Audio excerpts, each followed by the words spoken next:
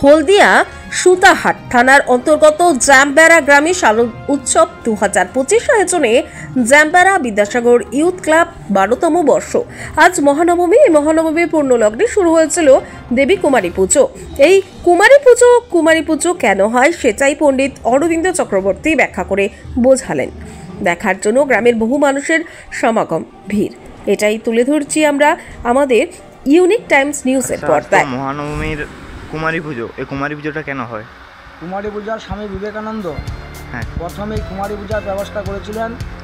তিনি মুসলিম মেয়েকে দিয়ে, অর্থাৎ আমাদের ঋতু স্রাব হবার আগে এবং জন্ম থেকে এক বছরের পর থেকে ঋতুস্রাব হওয়া পর্যন্ত মহিলাকে নিয়ে কুমারী পূজার ব্যবস্থা।